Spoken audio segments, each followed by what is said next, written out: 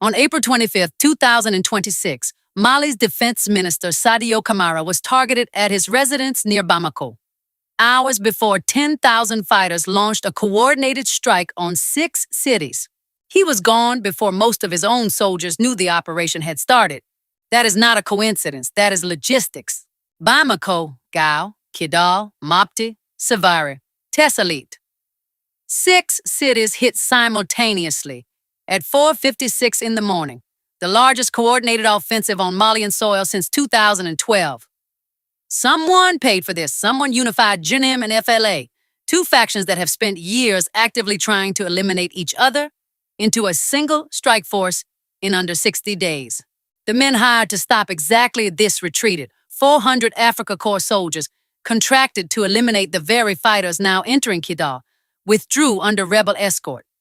They left their weapons behind, Russian equipment, now in jihadist hands.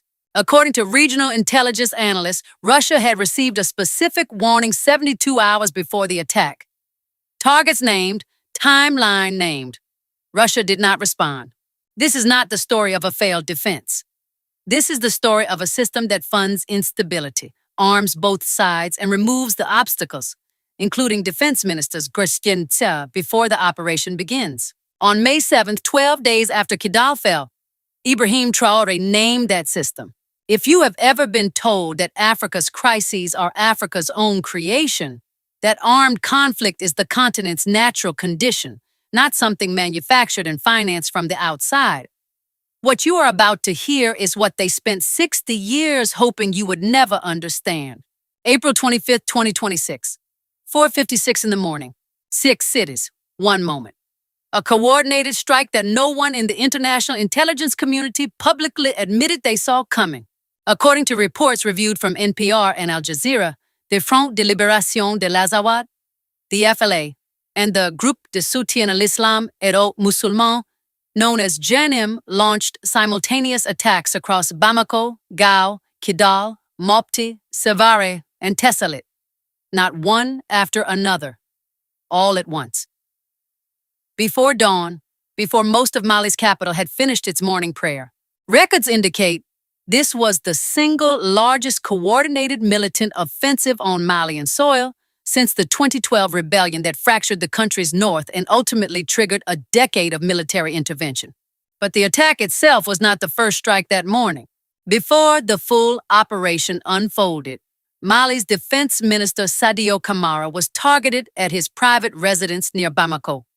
Documents suggest a suicide truck bomb was deployed specifically against his location, a calculated decapitation attempt aimed at eliminating the man responsible for coordinating Mali's military response in the hours that would follow. The attempt on Camara was not a side operation, it was the opening move. Ask yourself, who plans a coordinated strike across 6 cities and simultaneously deploys a targeted removal operation against the defense minister before the main assault begins? That question is where this story starts. And it is a question that Western security analysts have not answered publicly, because answering it would require explaining what they knew and when. By the end of April 25th, Kidal had fallen completely into FLA hands. Not contested, not partially held, taken. According to Wikipedia's documented record of the 2026 Mali offensives, the city, a historic stronghold in Mali's far northeast, was under rebel control before the sun set on that same day. Now consider the scale. Reports reviewed from multiple open-source conflict trackers estimate between 10,000 and 12,000 armed fighters were mobilized, equipped, and moved in coordinated fashion across more than 1,000 kilometers of Malian territory. 10,000 fighters. This is not a militia operation. This is not a spontaneous uprising. This is logistics. This is supply chains, weapons, fuel, food, communications infrastructure, and months of joint training between organizations that, until very recently, were actively trying to destroy each other. That last part matters more than almost anything else in this story. JNIM is an Al-Qaeda affiliate, jihadist, Sunni supremacist in orientation, ideologically committed to a specific vision of Islamic governance that has no room for secular nationalism. FLA is the opposite. Tuareg nationalist, secular, a movement rooted in ethnic identity and territorial self-determination, not religious doctrine. According to Al Jazeera's April 27th report, headlined, "Rival Armed Groups Join Forces Against the Malian State," these two organizations had previously engaged in documented armed clashes against each other. They were not reluctant strangers. They were active enemies.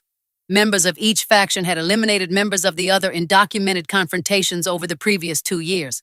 To move from active mutual hostility to a shared operational map with synchronized timing, synchronized targets, synchronized escape corridors requires more than a handshake.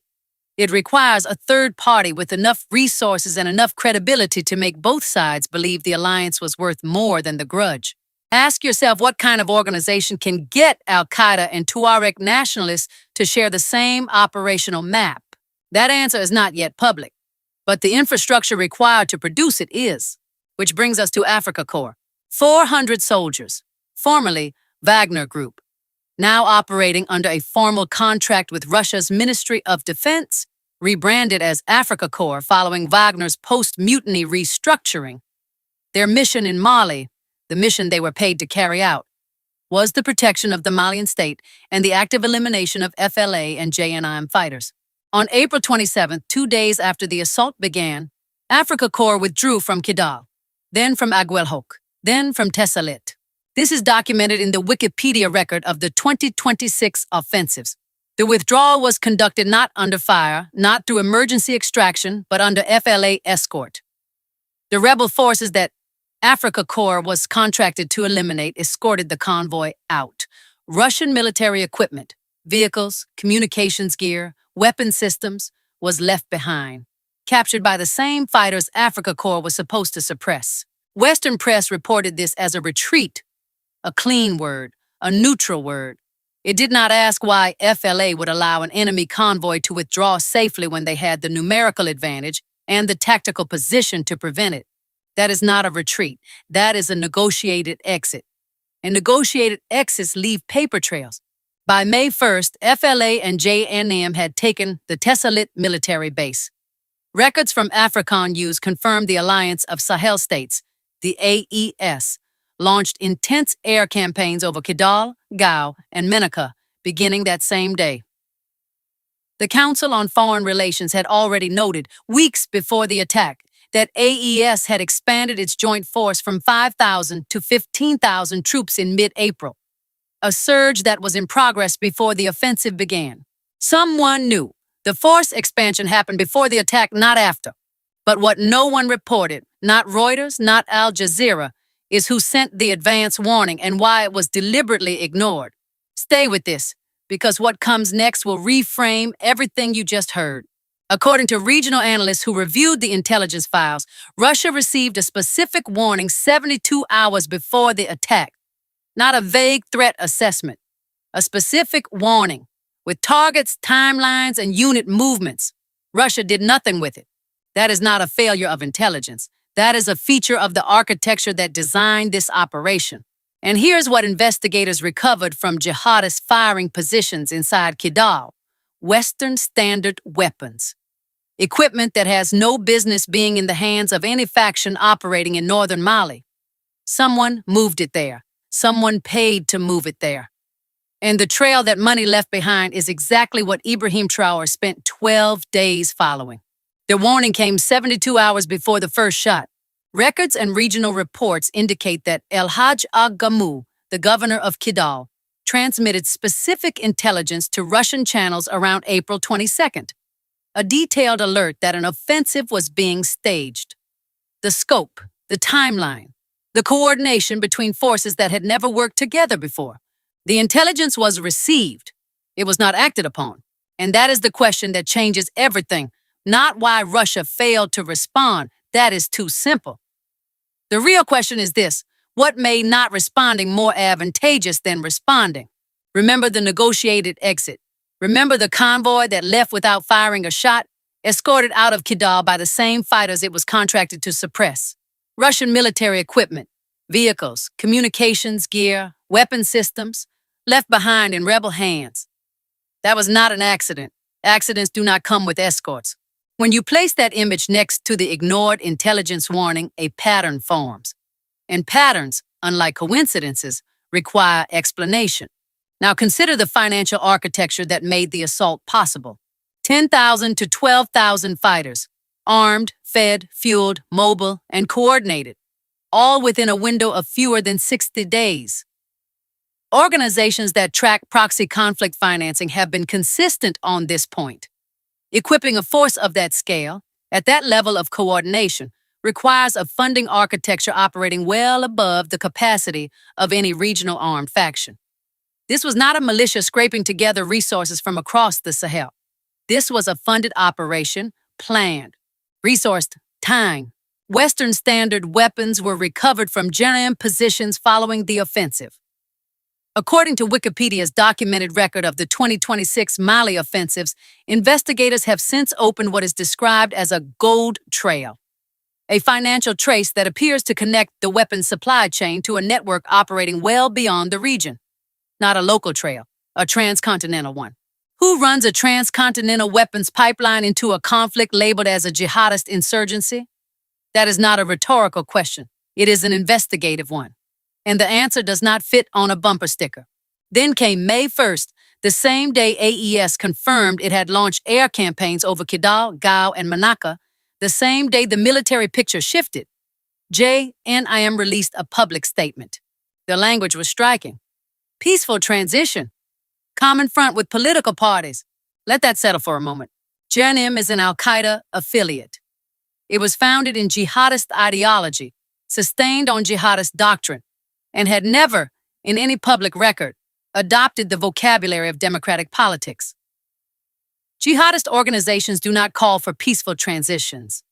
They do not invoke coalition building with political parties. That is not the grammar of religious insurgency.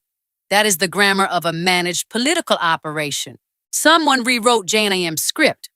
The question is not whether that happened. The statement is documented.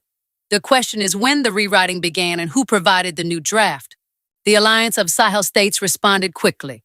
Their official characterization of the attacks was precise: a monstrous conspiracy.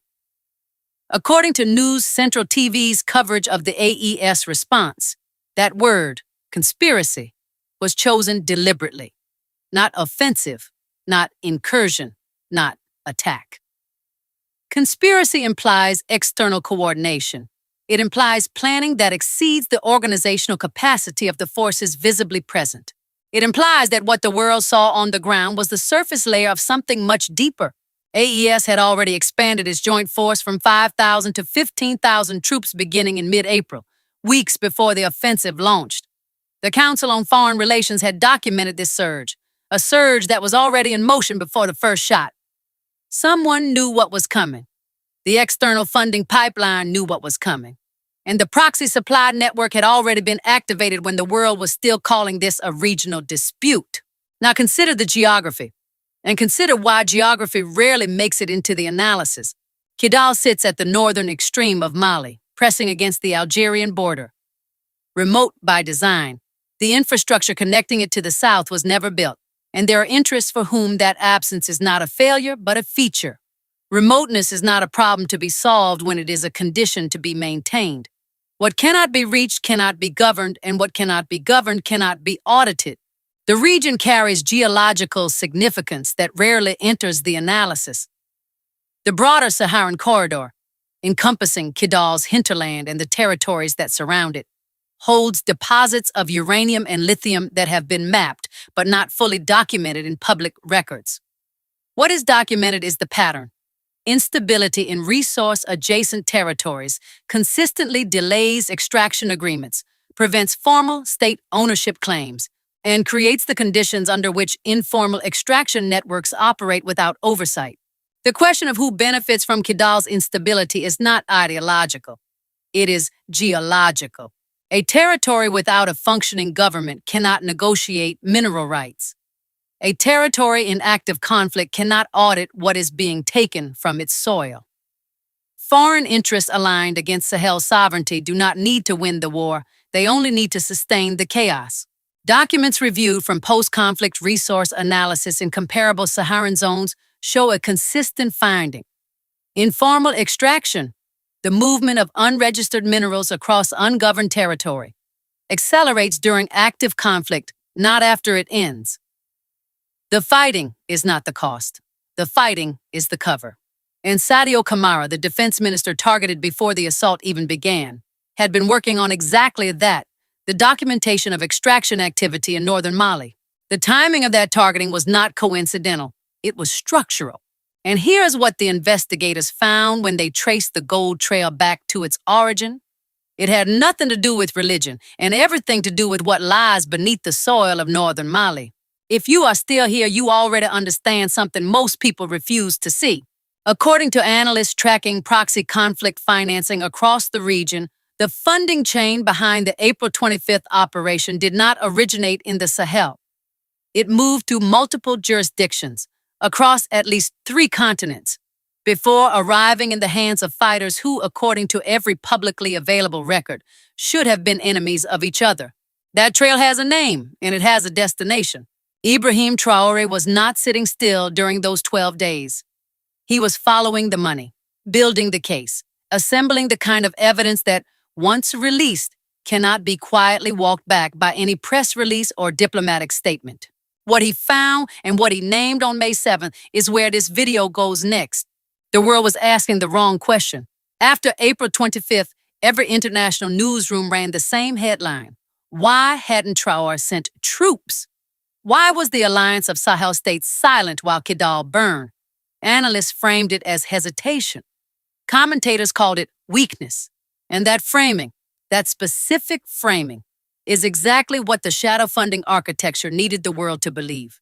Because the right question was never about silence. The right question was, who wrote the script that made silence look like failure? Records indicate that AES leadership had already approved an expansion from 5,000 to 15,000 troops in mid-April, weeks before the assault on Kidal began. That authorization did not happen in response to the attack. It happened before it. Ibrahim Traore was not caught off guard, he was positioned. And while international observers were asking why he sent 0 troops, he was already answering a different question entirely, one that no correspondent on the ground was asking. What does a leader do when he knows who arranged the chaos? He documents it, he maps the network, he identifies every node, who sent the warning, who ignored it, who was positioned to benefit from the outcome. The 8 days between April 25th and May 2nd were not a period of inaction. They were an intelligence operation. While the conflict was still active, while smoke was still visible from satellite imaging over the Kidal Basin, Traore was in Bobo Dioulasso, not retreating, not waiting, but building. The architecture of what came next required coalition, not confrontation. And coalitions are built in rooms, not on front lines. The Russia's 72-hour warning had been issued and ignored. That fact alone, ignored, not missed, told a precise story about who had been informed and who had chosen not to act on that information.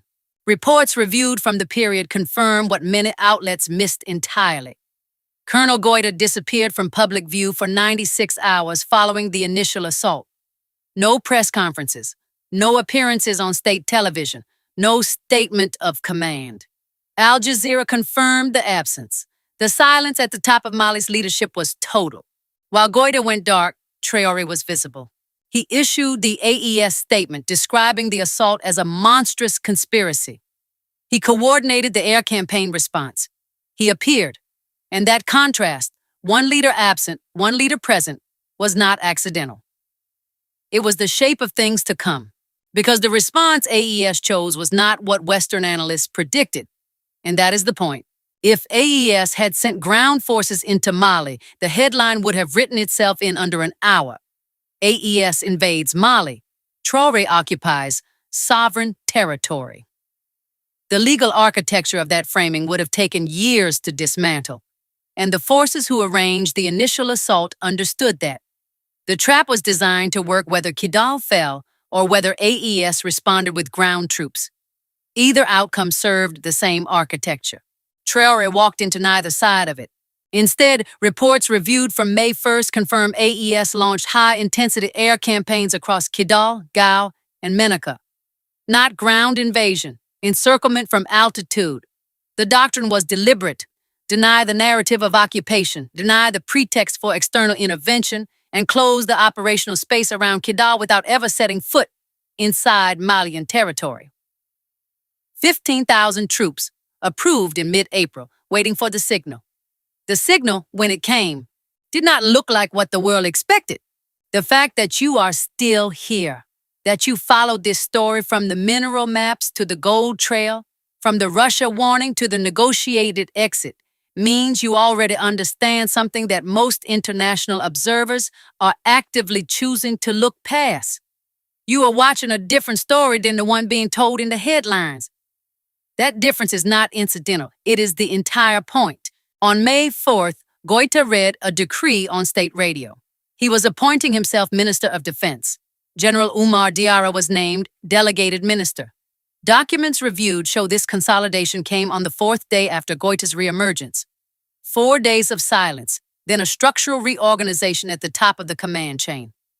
Analysts who cover post-conflict governance structures have noted this pattern before.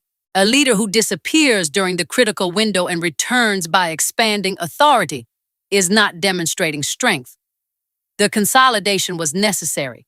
It was also a signal that AES needed to wait, needed Mali's own command structure to stabilize before any coordinated response could land.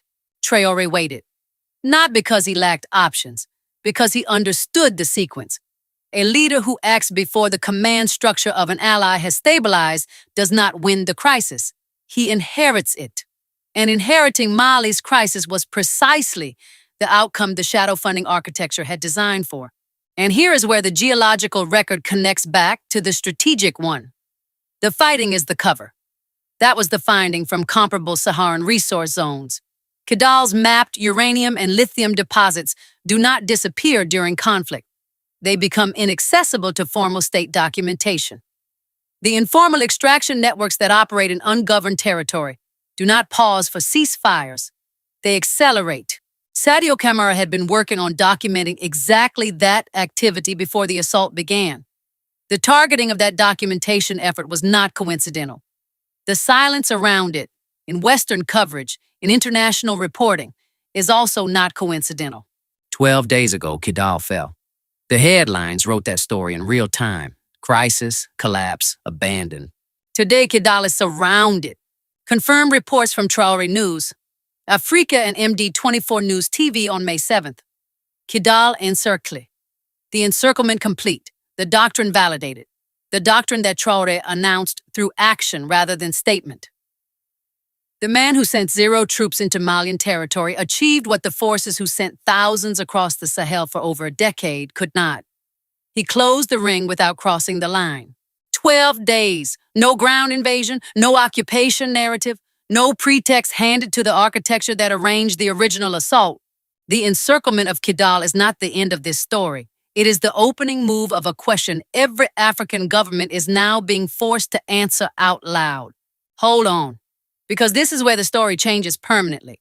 In 12 days, without deploying a single ground soldier into Mali, Ibrahim Traore achieved what foreign military forces with billions in equipment and years of operational time could not. The city they lost in 12 hours is now surrounded. The convoy that left without firing a shot is now being documented, and the system that financed this operation is now named. What Traore built in those 12 days is not simply a military encirclement. It is the most complete counter-destabilization case assembled by any African leader in the modern era. And what he said on May 7th, the name he released, the evidence he attached to it, is what every government in this region and every population watching from the outside has been waiting 60 years to hear. May 7th, Traore spoke. Not to a crowd, not to a camera arranged for optics. He spoke to a record, a documented, time-stamped, cited record that names what regional analysts have spent 2 years carefully not naming. He called it the shadow funding architecture. Not a country, not a government, not an alliance, a system, one that operates across borders, across institutions, across the legal gap between formal policy and informal practice. 3 data points. That is all he needed to present. Western weapons documented at JNIM firing positions in northern Mali. The Africa Corps negotiated exit under Free Libya Alliance escort with paper trails that have not been explained in any Western briefing. And the 72-hour warning, a specific, sourced intelligence warning that a Russian intelligence service received before the Kidal operation began, and produced no operational response. When you line up enough data points, they stop looking like coincidences. They start looking like architecture. That was the statement. Simple, precise, devastating in its implication. The 72-hour warning had been framed in the immediate aftermath as a failure of the SVR, Russia's Foreign Intelligence Service, which formally absorbed the Africa Corps operational networks in February 2026. According to reporting from African News dated February 21st, a government intelligence service that receives a specific 72-hour warning and produces no operational response raises a category of question that regional analysts have been carefully avoiding. Failure is one answer. Here is one. The other answer, the structural one, is that the response was the non-response. That a warning received and not acted on is not a failure of the system. It is a feature of it. Traore did not say that directly. He did not need to. The data point said it. Now consider the supply chain. Weapons do not walk from a warehouse to a jihadist firing position in northern Mali. They are carried, paid for, instructed. Every weapon documented at those positions has an origin, a manufacturer, a serial number, a country of export. Every weapon has intermediaries, brokers, transport networks, border contacts. Every weapon has logistics, fuel, vehicles, storage, timing. Every weapon has a payment trail, accounts, currencies, transfers. Records indicate that each of those steps leaves documentation. The shadow funding architecture does not erase that documentation. It simply ensures that the institutions capable of tracing it choose not to. That is the architecture, not a conspiracy. A system of chosen blindness maintained by shared interest. And the Western weapons were the first data point. The Africa Corps negotiated exit was the second. The paper trails from that exit, the escort routes, the handoff agreements, the logistical coordination between a departing mercenary network and an active jihadist alliance. Those trails exist. They have not been presented in any international forum. They have not been raised in any UN security session. The silence is not absence of evidence. Documents suggest the silence is the evidence. The third data point closed the argument. The 72-hour warning ignored. 3 data points. Architecture name. Now consider what changed. Militarily, doctrinally, historically. France and the United Nations spent over a decade in the Sahel operating under a single strategic logic. Invade to protect. Thousands of troops, hundreds of bases, billions in expenditure, documented across multiple budget cycles. During that decade, according to comparative regional security analysis, jihadist-controlled territory in the Sahel did not shrink. It expanded. The doctrine produced the opposite of its stated objective. The AES deployed air power, intelligence, encirclement. 0 ground troops crossed the Malian border. This is not a military tactic. This is a geopolitical statement. The AES will not be baited into an occupation. They will not hand the shadow funding architecture the narrative it needs. An African government invading another African government's territory, triggering the legal and diplomatic mechanisms that have historically been used to delegitimize sovereignty claims. The Encirclement of Kidal is a doctrine written in action. Close the ring without crossing the line. 12 days, no invasion, no occupation narrative, no pretext handed to the architecture that arranged the original assault. And then the governments started calling. Regional observers have documented formal requests from at least 7 neighboring governments in the weeks following the encirclement. Not requests for military assistance, requests for membership, for alignment, for the framework that allowed a coalition of landlocked, resource-rich, formerly occupied nations to close a ring around a jihadist stronghold in 12 days without crossing a sovereign border. When Kidal fell on April 25th, the narrative was immediate. AES has failed its first real test. Crisis, collapse, abandoned. The headlines wrote it in real time. When Kidal was surrounded, 12 days later, without a single ground troop crossing into Mali, 7 governments sent formal inquiries. That is not a coincidence either. That is a signal. Why does this matter beyond the Sahel? Why does the architecture need AES to fail, not just militarily, but as a precedent? Because AES success means sovereignty can be defended without external permission. It means a government can close a ring around an ungoverned territory. The kind of ungoverned territory where, according to comparable resource zone analysis, informal extraction networks accelerate during conflict, and do it without handing control of the operation to the institutions that benefit from that ungovernance. The fighting is the cover. Kidal's uranium deposits, the lithium.